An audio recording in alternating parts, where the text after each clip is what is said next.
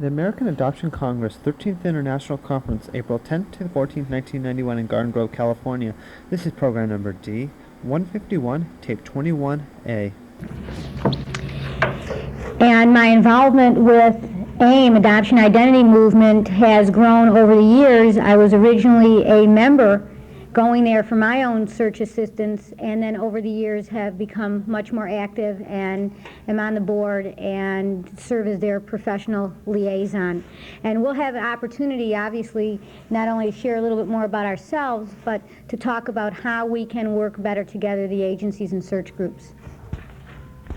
Thanks. I'm John Gagern, and I'm president of Adoption Identity Movement in Detroit, Michigan. I'm an adoptee.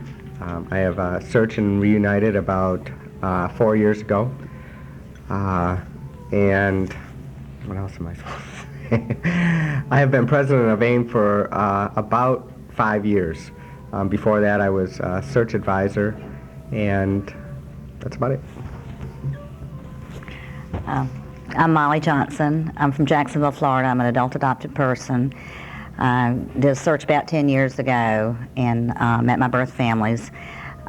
Became at that time associated with Orphan Voyage of Florida Jacksonville, and have been the director of that organization for about the past 5 or 6 years, and hold various offices in American Adoption Congress. I'm Catherine Strayer. I'm Supervisor of Adoption Services for Catholic Charities Bureau in Jacksonville, Florida, and have been so for the past 10 years. My association with Orphan Voyage of Jacksonville began, I think, in that first year that I started working for the agency, so the history that I have with the search and support group that we have in Jacksonville goes back a long time as well.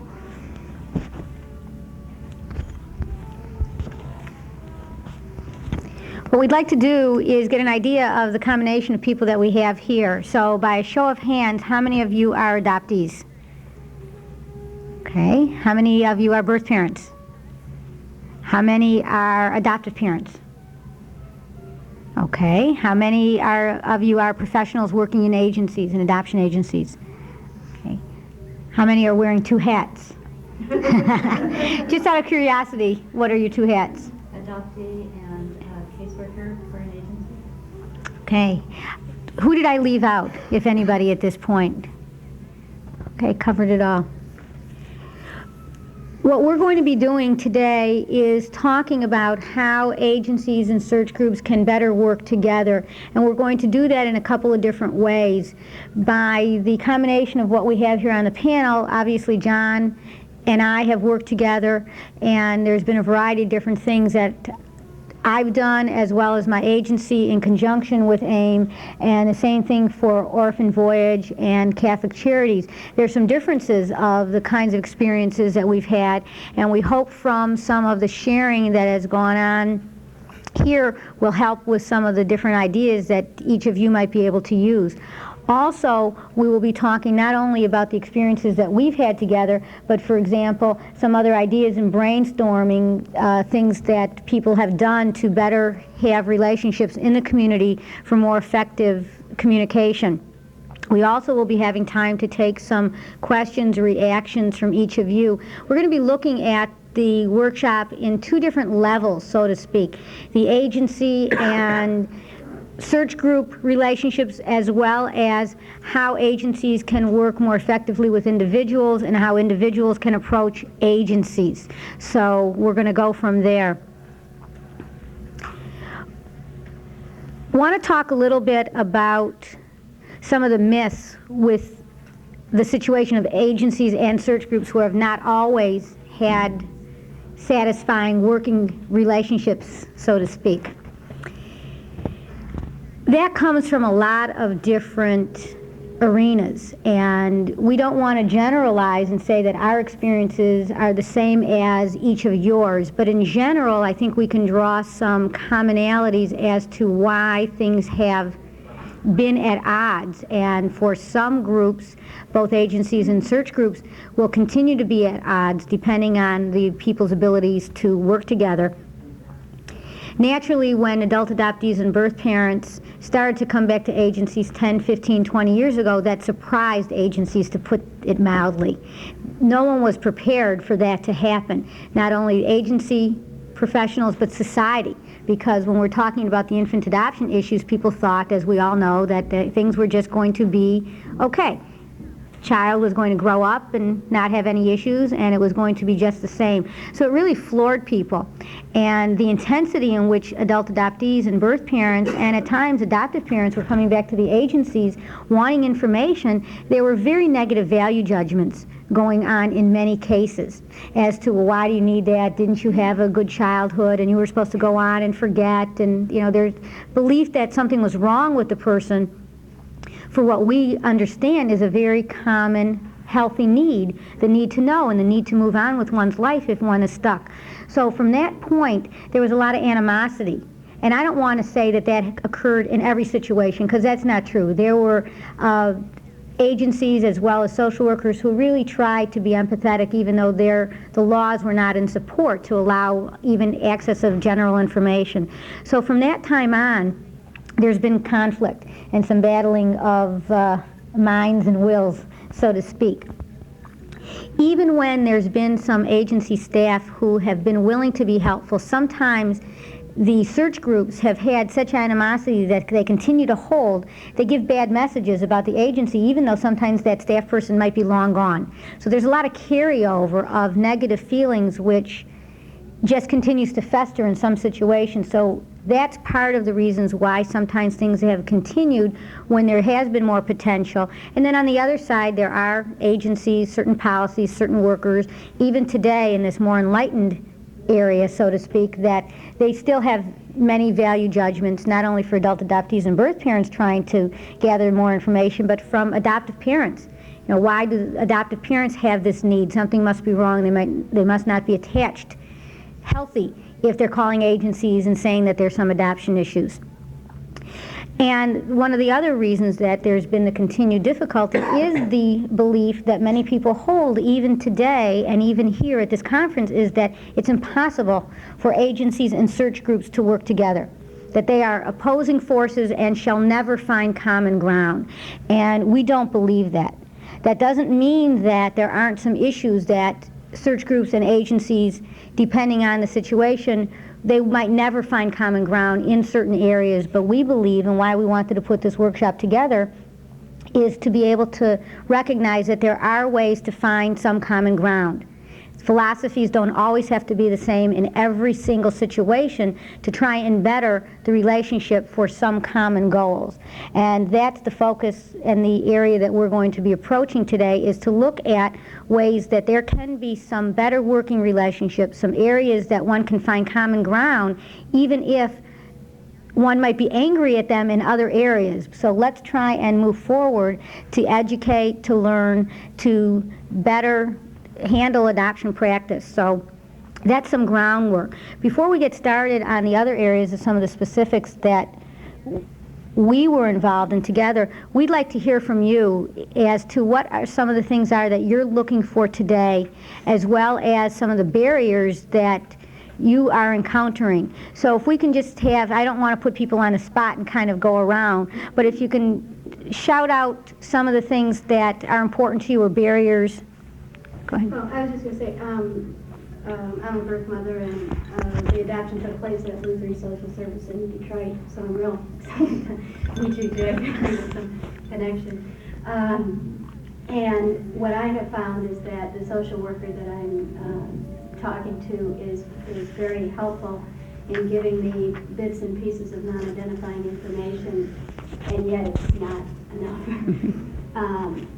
I feel like she's sympathetic towards my wanting to find my son, but I also know that she's in a position where she can't give me too much information. So it's just, I'm a little frustrated and probably angry at the games that I have to, play. I just want his name. I can understand that.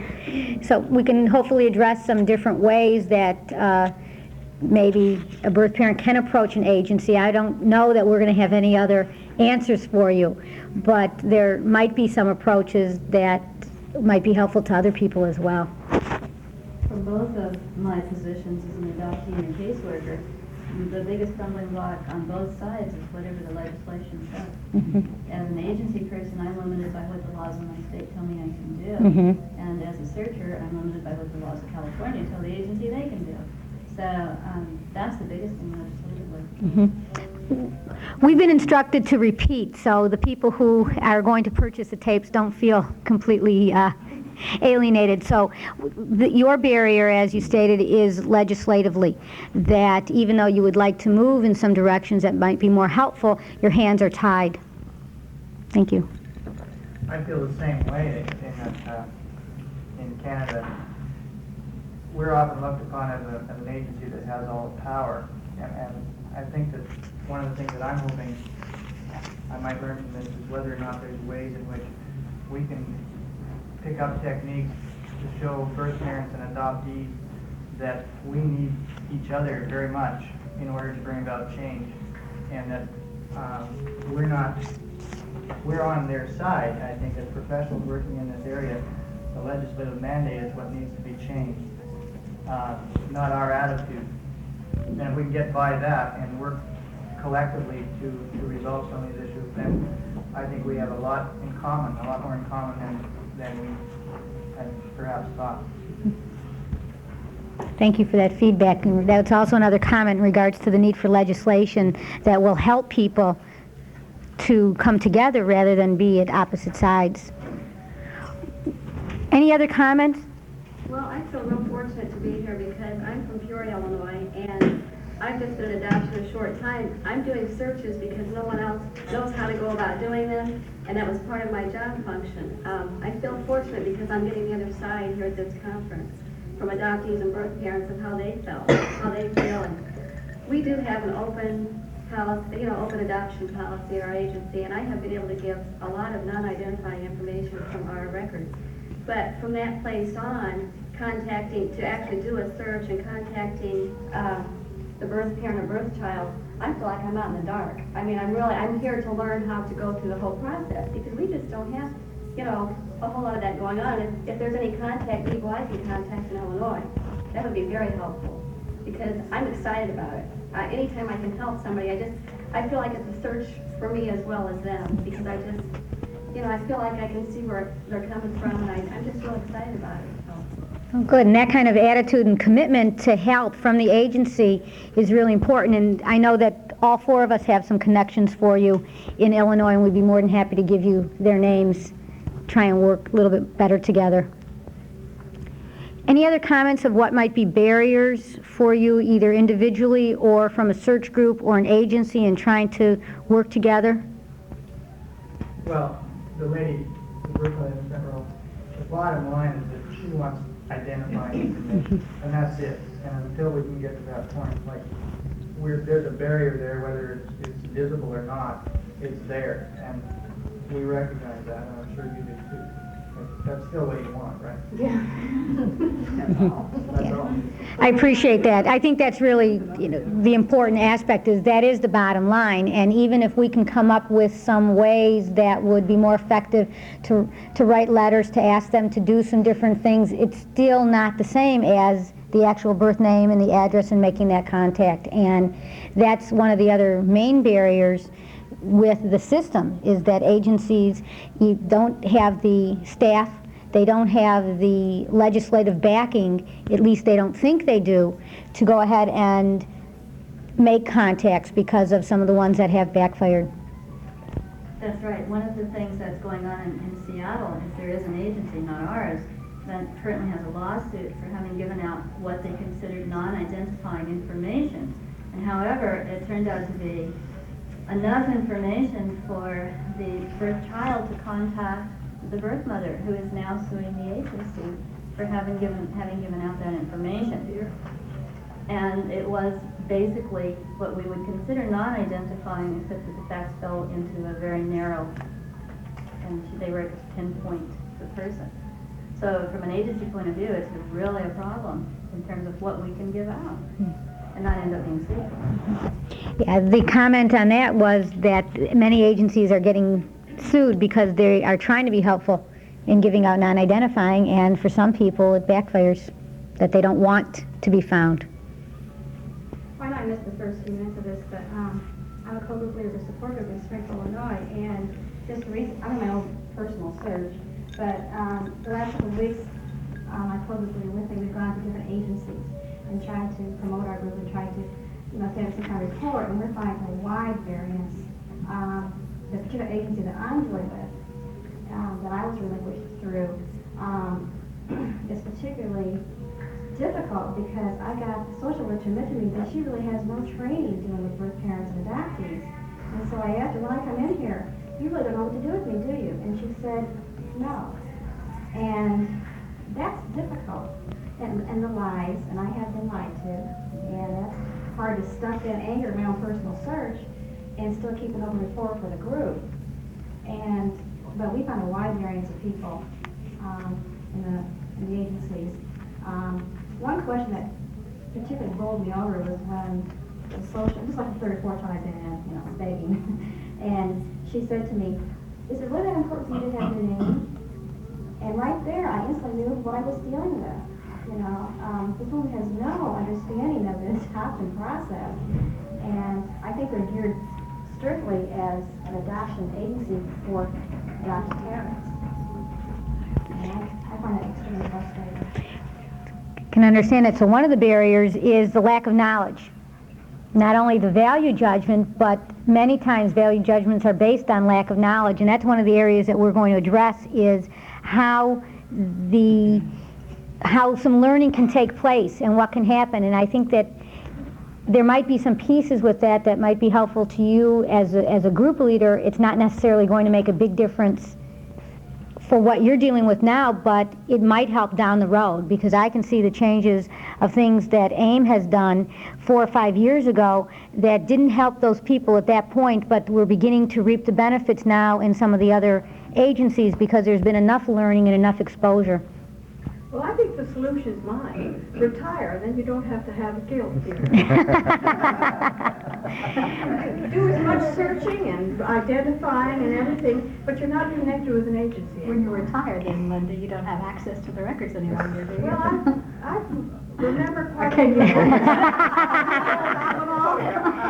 Well, if you can find a way for me to retire and still support myself, I'm game. Before you retire, put a few names down.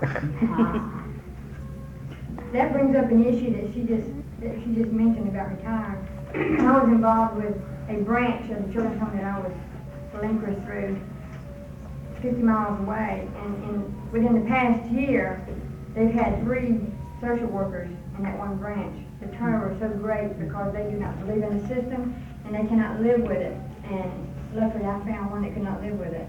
And they've had three turnovers within a year because of the situation. I never turned over. I understand that. But you say retire is what made me think of that, And we've got people that if they can't deal with it, how do they think? I feel a little bit, because I'm doing a lot of bad things, illegal things. I feel it's sort of related to the slavery business, I mean, when we had slaves, a lot of people went out and had underground places for them to stay on the way. I feel it's very analogous to that. Really, we are taking away civil rights away from people, and it's if you can step out and help it, you have an obligation on the basis of humanity, and you have to fight it all the way, even illegally, as I do. And this is a right that people have, and I don't think you can just do it through legislation. You have to do it because you believe in it. That's right. Well, it's almost like any change that comes with any kind of powerful institution, and the laws in the states are powerful things. Agencies are powerful things. Attorney independent adoptions are powerful things. Search and support groups are powerful things too. And any change that comes about usually comes about for 2 reasons: inside agitation and outside agitation. So there are, as a social worker, I go through that dilemma a whole lot. What can I do from within the system, and how can I do what my integrity tells me I need to be able to do? How do I maintain my own self-respect in a a situation, as you said, is likened to slavery, and I agree with you wholeheartedly.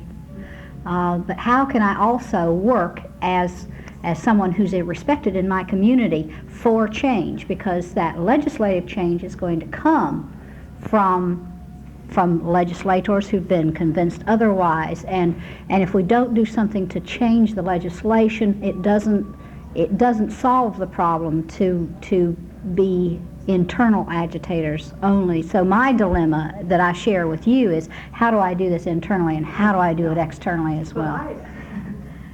I find having white hair is a great help. Well, I'm halfway there, aren't I? You sort of get by with things as you get older. It's like, and I spend all my spare time in Bureau of Vital Records looking up things. They think I'm a genealogist, needless to say. I'm the age when everybody's looking up for themselves. They don't know that I'm working for a search agency, search group. But something, you have to balance what you believe in. That you believe in that strongly, but as I say, you're very much helped by retirement. And the fact you look old, and they sort of forgive you a lot of things.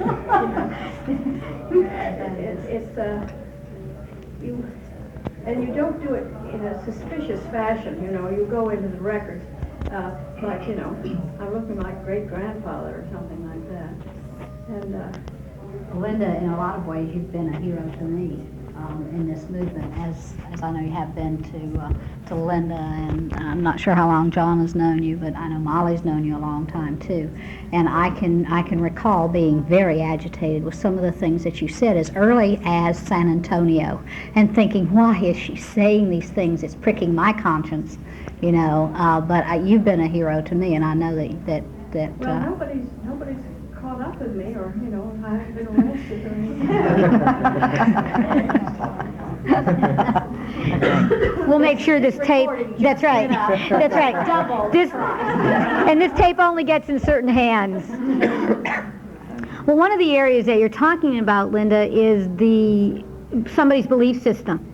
And that's where, at times, the diversity between agencies and search group, they're at odds, because people don't believe the same. They don't have the same values, the same sense of this is the common goal. So that's what we hope some of the things that we're going to talk about today can at least move from the search groups a little closer to the agencies, and the agencies a little closer to the search group. Even if they're not believing in giving out identifying information, maybe there's the opportunity for sharing and learning, so the triad can be treated a little bit more respectfully, and then in time, hopefully when there's not a tremendous amount of staff turnover. We've seen changes within Detroit community in Michigan, even though it's been a slow, hard road, that there are people who are coming around much more to believe in the legislation that we're wanting to have occur.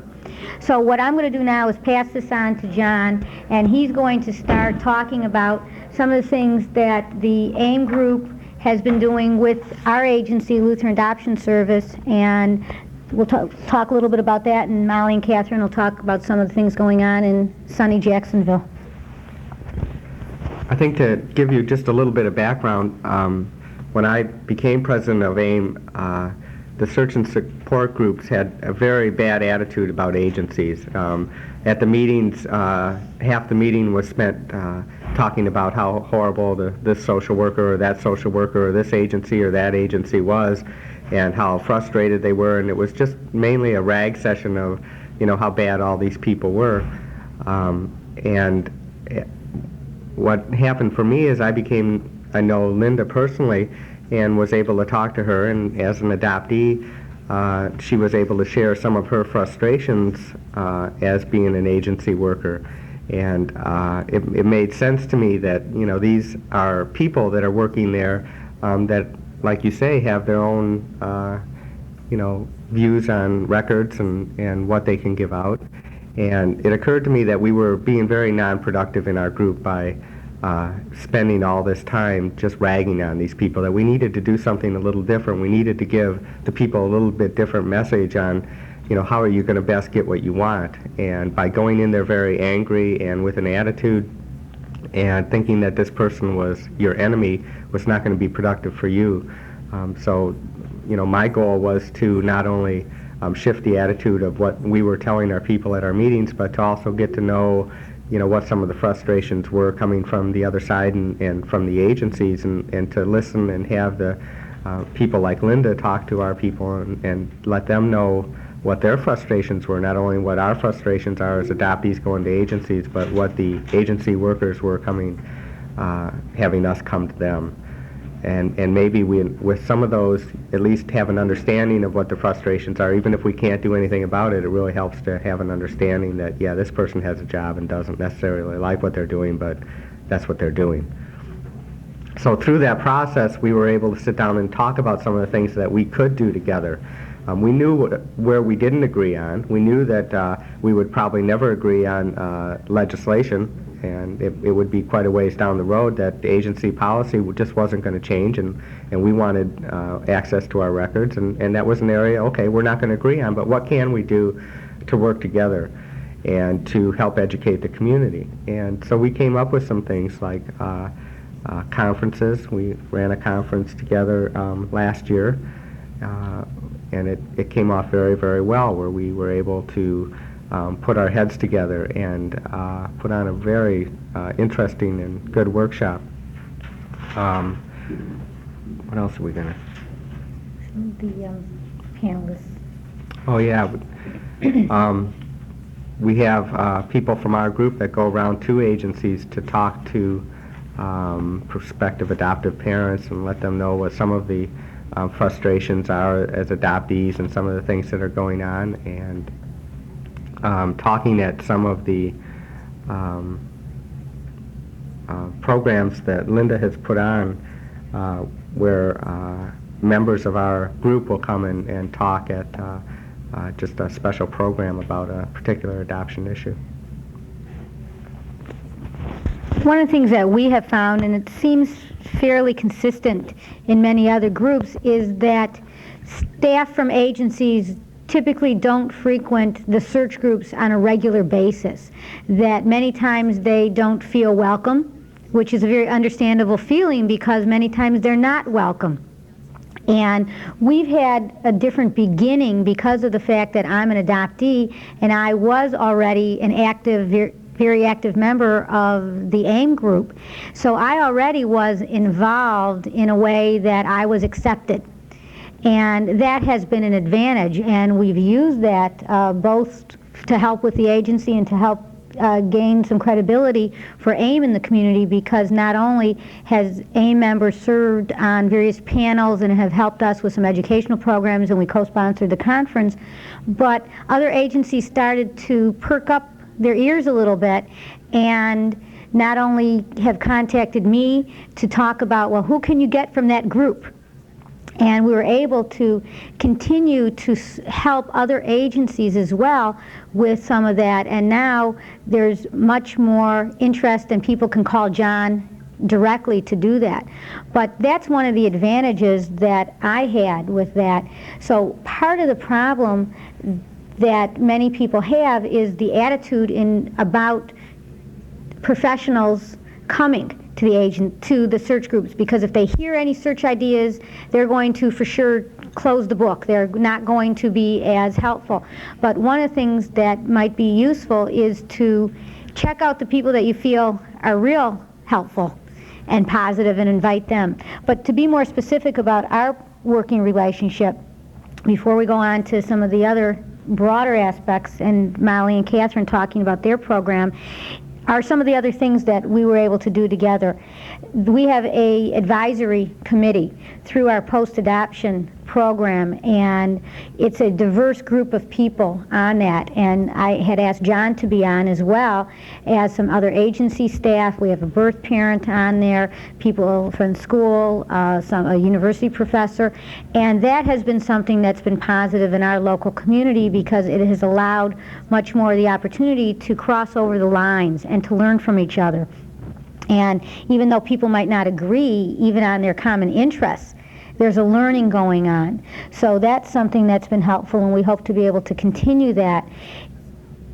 Depending on the agency and their ability, part of the problems that go on, as we all know, is they don't have the money typically to give the services that they would like to. It's hard enough just to maintain the services that are ongoing for children and families, but to deal with adult adoptees and birth parents coming back when there's not the kind of funding sources or the staffing is very difficult. I don't have answers for that other than to recognize that that is part of the problem, and one of the things that has been helpful is we've tried to brainstorm. How can we ask, what can we do in asking agencies as to what their barrier is for helping Triad members? Is it staffing? Is it money? Putting the idea in the minds of that staff person, and then also approaching it in a larger area within the agency. Now, in our situation, I was already very committed to increasing services for Triad members, so it didn't take anything for me to start going to my boss and the director and that type of thing. But one of the things that we have found helpful is to encourage the person that you find helpful in the agency, write letters, ask them to take it to their boss and their board of directors to try and see if there can be some helpful aspects going on. One of the other things that's been helpful for us is we've worked together on trying to fill in the gaps of programming in the Detroit area. For example, with the AIM meetings, we have sometimes 80, 90 people coming. That's a lot of people to deal with. We started our agency 4 or 5 years ago, a drop-in group for adult adoptees and birth parents. It's not focusing on search. It's the opportunity for a smaller group to just talk about their feelings. So that has served an important piece in the community, and before we did that, I had talked to John, and we had identified that that was a need. We're not in competition with each other. I mean, one of the advantages is we don't charge for the drop-in group. So that helps people to feel that they're getting some services. But we refer to AIM consistently, sometimes 4 or 5 calls a day. And John is able at the AIM meetings to tell people about our groups.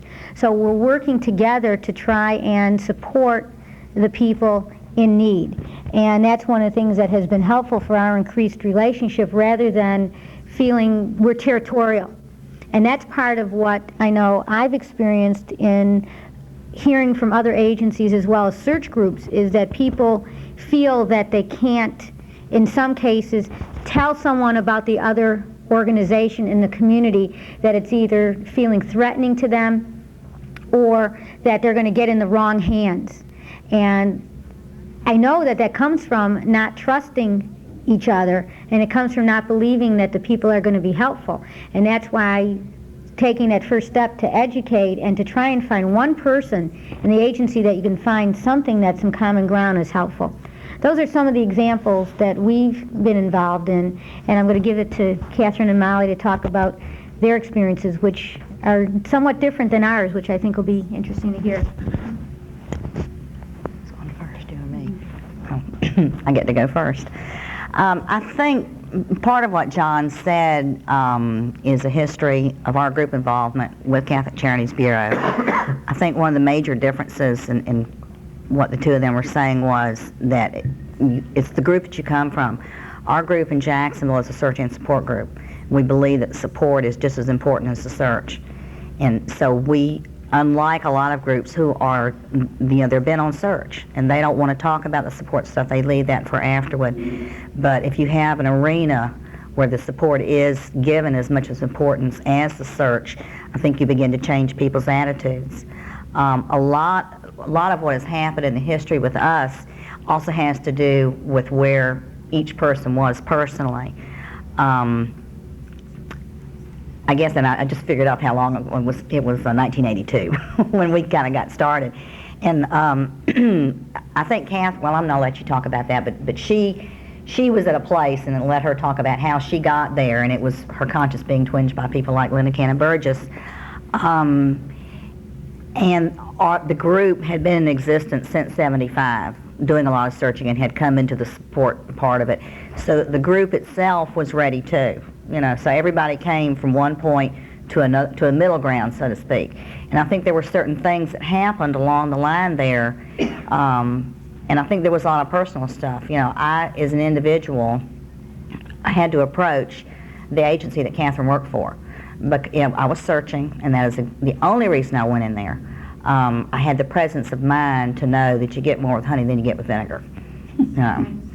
And I went in there not in a pair of jeans or cutoffs. I had the sense to be dressed, and I was scared. In fact, I took my husband with me. I wanted to make sure that I looked like the good adoptee so that I would get my information. This agency had a history of doing that, and in fact, there was a file, and in fact, I did get some information. I think my reaction to Catherine as an individual, and as a social worker, twins your conscience even more, And I think at some point in time, there were other things that were happening, and that, I won't say I didn't use it, but I guess I did use it somewhat, There was, I guess I had some vested interest in her understanding how I felt about this. At the same point in time, she started coming to the groups and began hearing things from other members of the Triad. And this evolved and evolved and evolved. We began originally by being invited. The group presented a panel with birth parent, adoptive parents who were in the middle. They were starting an open adoption. They were opening up 2 closed adoptions and an adult adoptee, and we were invited to speak to groups of prospective adoptive parents. And I think it had an effect on the people that were doing it as much as it affected Catherine and the agency too. And that was probably the beginning. In the meantime, we both started coming to conventions, to AAC conventions, and you were hearing and learning more stuff, and it was like, there are other people that are doing things like this. We spoke at some other things in Jacksonville. Catherine would say to the group, gee, maybe you ought to get some people together and go speak at the Mental Health Forum. We gathered up our courage, and we did a panel. And it was well received, and it was, we encouraged her, she encouraged us, and everybody learned really some new ground rules. This is the end of Side A. Please turn your tape over and continue on Side B. The American Adoption Congress 13th International Conference, April 11th to the 14th, 1991 in Garden Grove, California. This is program number D151, tape 21B. The established and credible, I should mention too, there was a group that disbanded maybe 5-6 years ago. And they apparently worked somewhat well with them, and so starting all over again and reestablishing stuff. And I'm really at the point with the people I'm dealing with that I'm not really considered a client of theirs.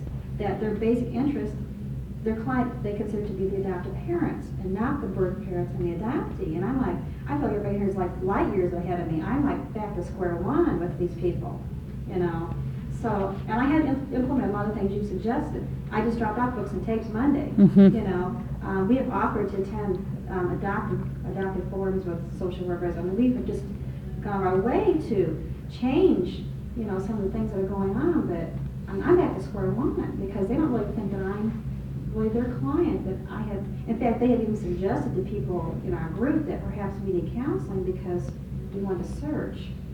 And I think I'm the Stone Age here. One of the best things you've got going for you is your persistence. Well, they do know that. and you're not going to go away, and you're not going to suddenly get crazy. And you are going to be there, you are going to be consistent, you are going to keep dropping those tapes off, you're going to return and pick up those tapes and say, is there anything else that, that we can be of service to you right now? I'm really interested in continuing this dialogue, and at some point that's going to pay off. None of us got to where we are today overnight either. You've heard us say that it's taken some years, but if there's anything thing, I think, that finally makes an impression, it is consistency and persistence over the years.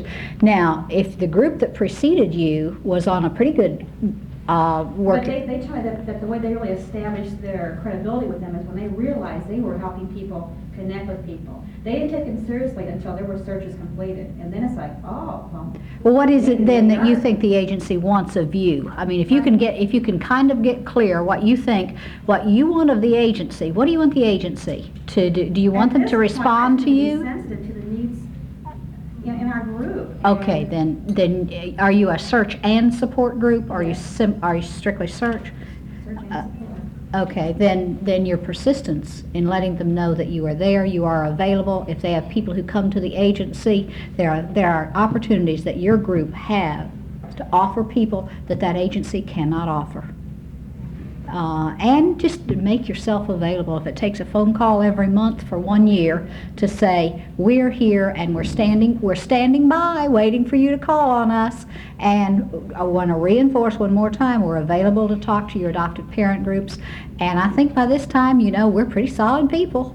Just Look at it, with that it's kind of a persistence. backup, because it kind of implied that we're taking a lot of the pressure off of them because they have adoptees and birth parents coming in. We're like taking the load off of them. Mhm. Like, thanks a lot, Right. We've got other programs going, other things to do here, and that attitude's really tough to. One of the things that our group does in Jacksonville is we've had a tremendous amount of reunions this year in our group. And Molly and Catherine encourage us that when we have a reunion, to go back to the agency and tell them how great our reunion is. And that educates them to know, hey, it's not all bad, and we do that, and that opens some more doors. That's an educational part of it. I think that's the first one we did. Yes. One of the things I just want to follow up on that is, and I'd like to find out if it's something that's happening elsewhere. I'm the registrar of a registry, one of those things that doesn't work. Well, we have a phenomenon that's happening right now that I'd like to check out, which she said they had a tremendous number of reunions this year. So are we, after 5 years of operation. 171 in the first 4.5 years, and I'll do over 100 this year. So, there's this sudden growth that's taken off. I know it's not the perfect answer, I know it's not the complete answer, but it's a big step in the right direction, and it may lead to us obtaining open records because it's not the big mystery anymore. And we're doing things like, I do workshops and I bring in reunited birth parents and adoptees to tell their story, and that's really great for media. They like to come and hear the story and do a follow-up on this sort of thing. It just increases the awareness, and that's one of the best ways I think we've had of developing what's happening up there. But I want to know, is this happening in other places where there's this increase of reunions that both support agencies and registries in various states are experiencing?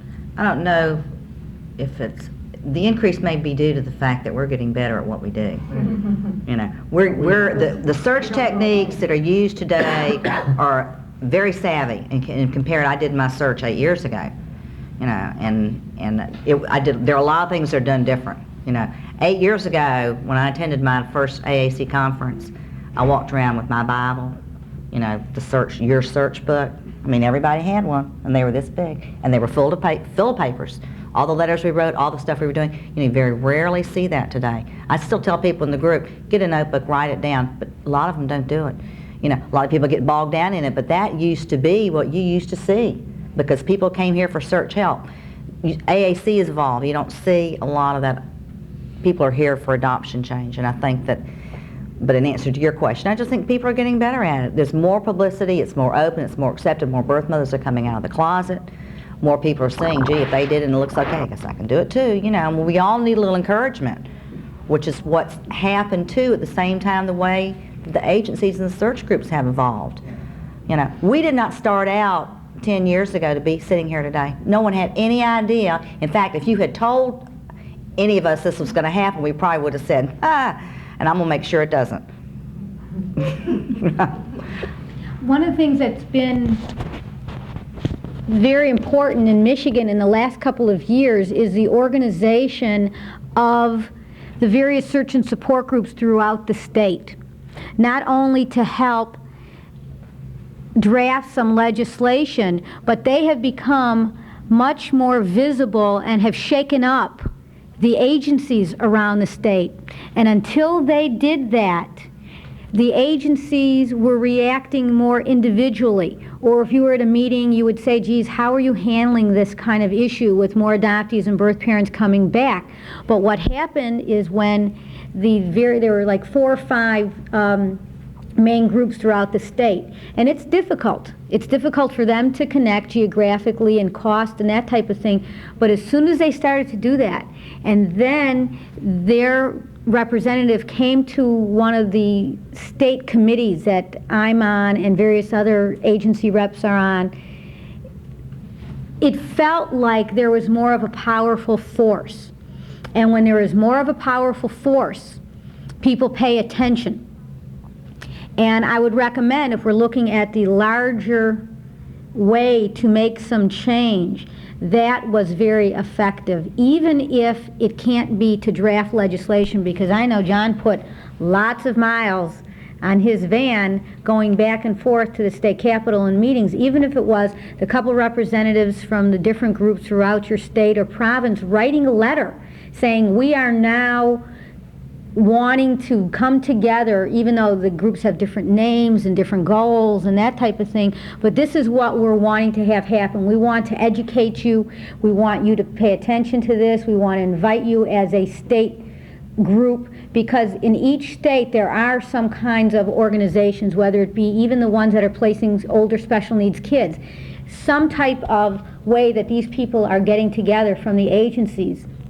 And I can tell you that really, for agencies who weren't receptive to the issues of trying to service triad members more appropriately, they felt a push. And that's the only way change is going to happen, is when there's more push and there's more pressure.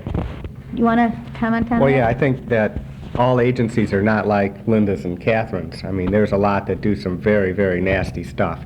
And what we found is that if in Michigan we got together and at least compiled some information about what some of the stuff our people were hearing from the agencies, and were able to go in as a group, as a force, and talk to the administration or the board or whoever was in charge of the agency and say, look, we're getting a whole lot of problems coming from your agency. What can we do, to help you clean this up? How can we work together to have our people get more what they need? And, and you better do it. Because we're not just going to stop here. We started going to the agency's licensing committees and testifying at their licensing review boards. And when we're sitting in there, I'll tell you what, it makes those agencies pretty nervous to be there. Make a comment on that. As a very open agency that does everything we can, so far we're doing everything you're telling us to do. We get the people on the other end of the phone who have bumped into other agencies out there. And we can't impact the other agencies. But what we say is, call their licensor. I will give you her name or his name and phone number. Call the licensor. But what we hit is the birth parent or the birth grandmother, the adoptive parent who've been discriminated against and treated unfairly will not make the call.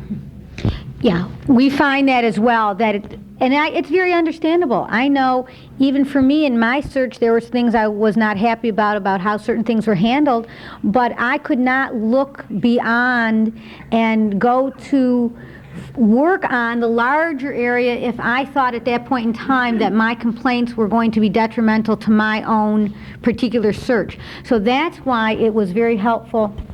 And I agree that that's useful. Some people are willing to do that. At times we need to acknowledge that you might not be able to do that now during your search, but write the letter now and hold it. okay? And then you can mail it where you don't think that it's going to backfire. But those are other ways to do it, but I still think that it's very helpful when the reps from the different search and support groups throughout the state, as well as any agencies who want to participate in that, band together. And again, it doesn't have to be large numbers physically going to hearings, but just the aspect of even writing a letter and having the various group leaders sign and being sent to the state committees and calling up and following up and saying, I'd like to come and talk as a representative of these other member groups from our state. It pushes, it scares people, and that's what makes some of those changes. Part of that we did with the Juvenile Judges Association too, which was real important to meet with them 2 or 3 times to talk about what our frustrations were when we do go back to the court. Now, I understand in Michigan, the ACLU has made a statement, which I have a copy of it, about the civil rights of adoptees. Have you? There's been different county ACLU chapters that have been involved. Which one are you talking about? The one from Wayne County? Yeah, I think so. I was amazed to find it because I thought this is the organization that should be behind us. That's one Paula was involved in. They were very supportive of it, but then they encountered some barriers in regards to feeling that they were torn, just as some of the agencies were, as to whose rights are being violated. Because what happened is there were the occasional horror stories. The birth parent didn't want to be found. Yeah. And at that point, I think the people who were behind trying to get the ACLU, they lost some of their energy. But they were stuck. They were feeling really stuck. I think one of the things that happened too is Catherine was talking about that she mentioned this to other social workers. She has a group that they go to lunch, once a month, and and she took a big risk and stepped out there and said, guess who I have working in my agency, and it was like, oh my God, you've got an adoptee in the file room, but some of that shock value, some of the shock value is wonderful, because I tell you what happened, several things have happened. One, I got a phone call from another agency, Jewish Family Services, that said, I've got this guy who is bugging me to death. Well, of course I know that because he's in my group. Oh, gee, that's really awful. Do you think you could come in here and do the search? Well, of course. So I went in and talked to her and explained to her what I could do and that I would be glad. And she wanted to know what I would charge. And I said, oh, nothing. Now if you call me once a week and want me to do a search, we're going to have to talk about it, but no, don't worry about it, And then I did say to her, I need for you to know that I know this individual, that he is in a search and support group. However, I feel like I can do the search, etc. So I got into it, and, I knew what he had, and I got into his file. Well, truly there was nothing, and this is a 39-year-old young man who found out like 6 months previous that he was adopted because someone in the grocery store mentioned to his wife, big shock stuff. But anyway, there really was not much in the file. But I did my search stuff with what I could do. And I truly could not do it. And I went back to her and I said, you need to understand, this is what I have done. This is like the number of hours I've spent. And I gave her a written detailed thing of what I had done. And it was the typical library stuff, trying to place the people here. Had done stuff in New York, had used people that I knew to send me stuff. And I said to her, it really takes the adoptee. If this was my search, I probably could have done it already. Except that when you do it for someone else, maybe you don't try quite as hard, And I said, I don't think I can crack this one, Well, I knew, on the other hand, I knew what he was doing. I knew he was going to beat me to it. So I just slacked off. And, of course, he did his own search, and then he went back to her and told her, and she thought it was wonderful. And she saw the value, too, in the fact that the adoptee would do it himself. But because Catherine told other people, they, I think, viewed me maybe as it's like the birth mother, a real life birth mother is a real life adoptee, and all this stuff. And this has evolved because I was willing to go out there and be identified. Even HRS got involved in it. They need all these HRS committees. They need token adoptees. They need token birth parents. They need token adoptive parents. So I became the token adoptee in the state of Florida. Ended up being appointed to all kinds of good stuff. Which makes you only more visible, which makes you only more credible, and it's just a continuing circle. You get to meet more people. They're less apprehensive about you, and then they're less apprehensive about the other search and support groups. And they learn more. They're willing really to communicate with them more. And we we've established now in Florida a pretty good rapport between, we have a registrar who does exactly what you do. He comes to meetings, you know, but a lot of that is he knows that the groups are trustworthy. You know, we know that we can talk to him, but there's a lot of personal, you know, interaction between the people too. And you get back down to the trust thing.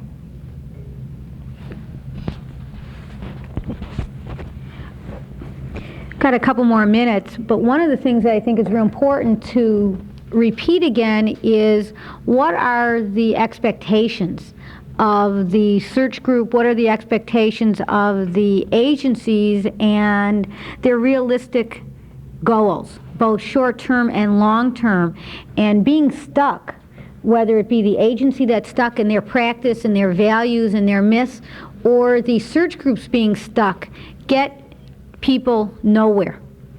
And I have seen that happen time and time again in the community, both within the agencies as well as the search group. And things have dramatically changed in the last couple of years in Detroit with different kind of leadership and a different kind of approach. And we all have to have thick skin.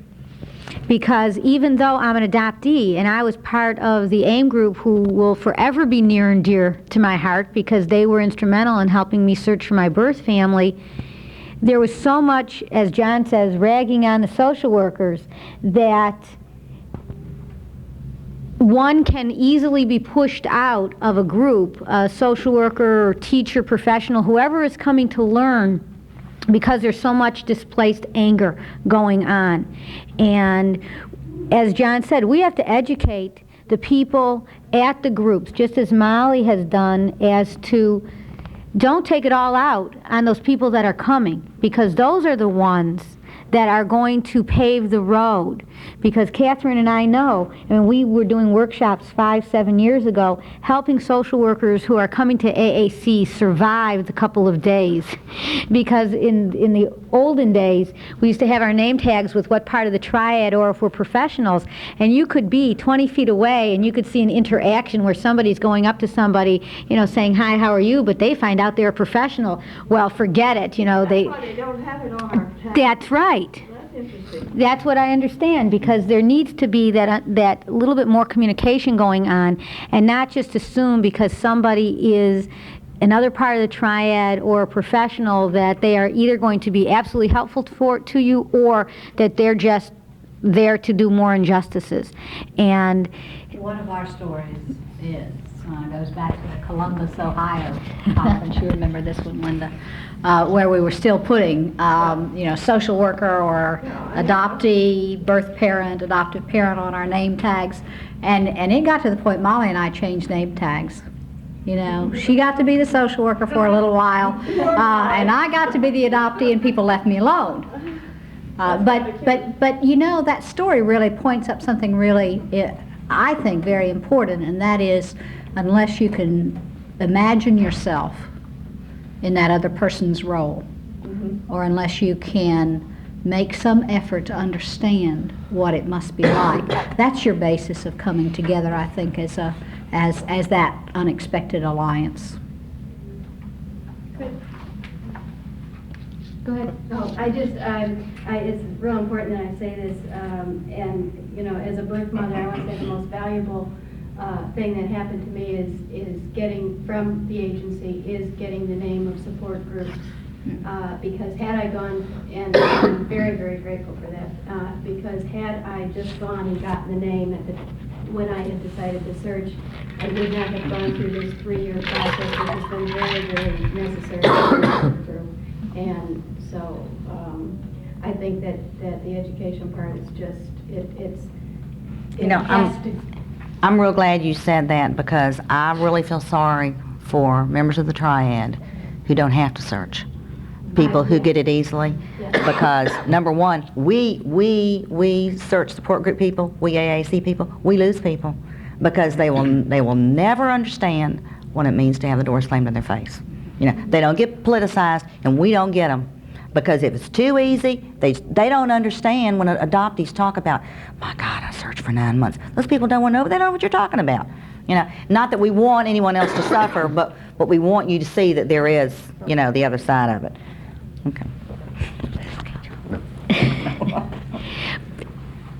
One of the interesting things that's happened in Michigan a year ago has been some more revisions around the adoption code because of the force of the search and support groups and then the agencies working together for some revisions in the code, and one of them was to make sure that the agencies were mandated to give a list out to triad members calling of search and support groups in the state.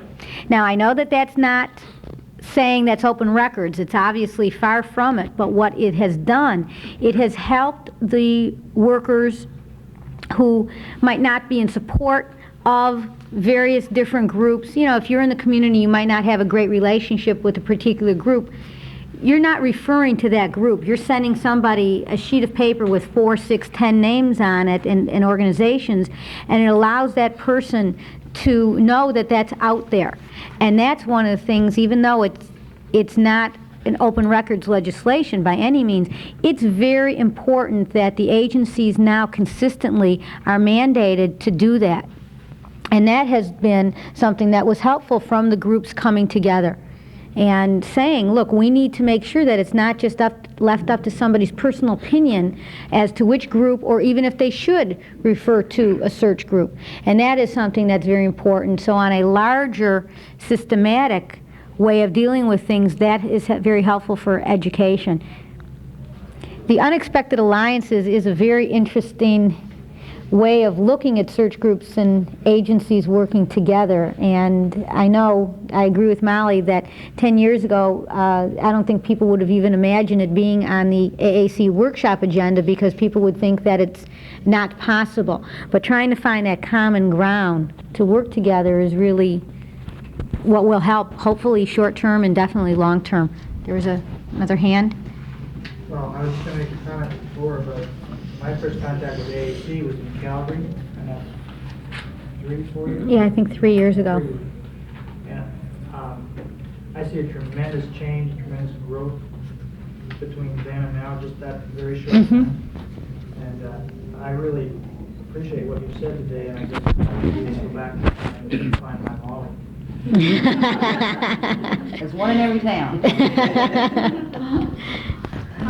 I'm very glad. This has been very helpful for me because I am adoptee. I completed 2 searches, but I'm working on a master's in social work.